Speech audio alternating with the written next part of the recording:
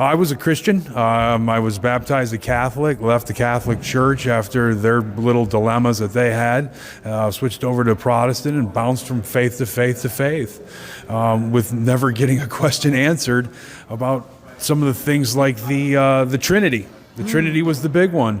The Eucharist, there were just questions that nobody could ever answer.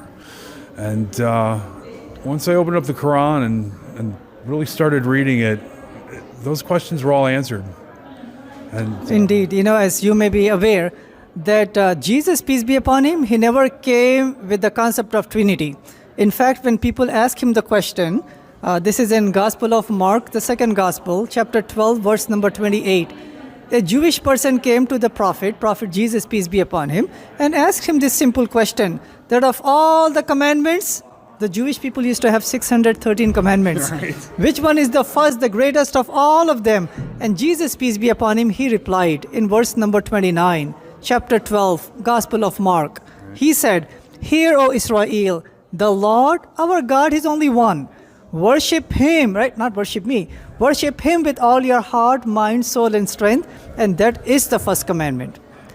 So Trinity was a later invention, evolution away from the oneness of God.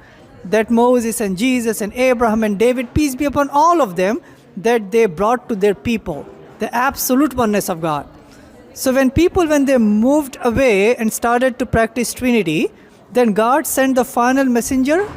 What's his name? Muhammad, peace be upon him, with the final book, which is? the Quran. The Quran, right? So in the Quran, Allah, God clarifies that who he is and who he is not. That he's not a Trinity. Do not take Jesus as Son of God, or God to be as Jesus, and vice versa. So Quran provides answers to the burning questions that Christians may have, humanity may have, about the guidance, about the concept of God, how to live.